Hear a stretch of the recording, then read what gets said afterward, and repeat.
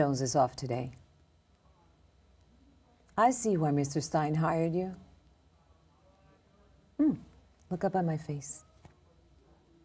Up here, not downward.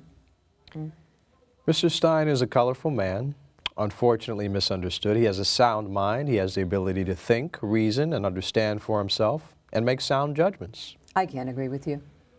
Mr. Stein is not mentally healthy. He is not free from mental disorder. Miss Walker, textbook jargon. Mr. Stein's IQ is above average. Mr. Stein's test scores contradict your statement. Would you like to see the results? No. Gorgeous? No. And a person can be insanely intelligent. An oxymoron is a figure of speech and can't be used for a defense, my dear. Okay. Mr. Stein has a 60-day hold. Yes.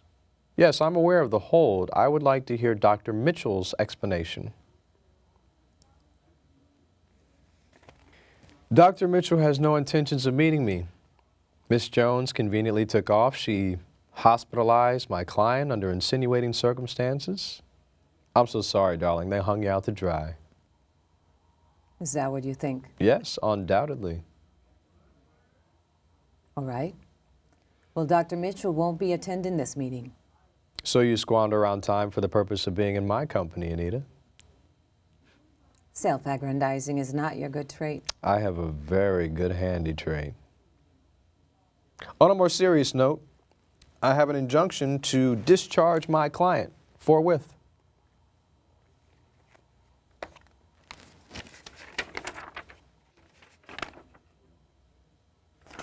Impressive. I like the writing. Unlawful and against his will. The 72-hour hold is off legally, my dear. Yes, but the court granted our director authorization to hospitalize Mr. Stein for extended treatment. And that is in the duration of 60 days. My dear, his rights were violated. He was denied the right to decide his own treatment and services. He refused to sign the patient's acknowledgement. He opted out. I hope he didn't opt out on you. Me. He denied the signature of the Patient Bill of Rights acknowledgement. Perhaps Mr. Stein felt he was being manipulated. Did anyone explain his rights? Of course, we tried unsuccessfully. Because of his mental state, he was incomprehensible. Could it be that you magnetized his mental state? Was it necessary to constrain him and put him in a straitjacket and toss him into isolation? Absolutely. We felt he was a threat to himself and others. And actually, the quiet room calmed him down. Anyway, in 60 days, he can be released or transferred to a state hospital. Here's the medical certification. You have lovely eyes. This is incredible. Why wasn't I notified, sweetie? Because you didn't exist, sweetie. I mean to say, Mr. Stein hired you after the fact because of his mental state. He couldn't communicate effectively with anyone. I will request all of his documentation from the onset of his hospitalization to the end of it.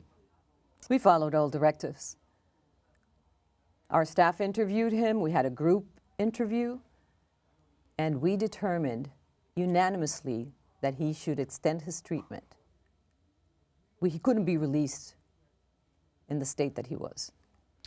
I trust that you made this issue known to his family. Absolutely. And they said to keep him here. And Mr. Stein said that he had written them off. Oh, I see. Family matters. He doesn't want any help. He frightens the workers. He has frequent outbursts. It takes several aides to subdue him. My dear, you speak as if he is a raving lunatic. My client is a lightweight. A wind could overpower him. When his adrenaline is up, so does his force.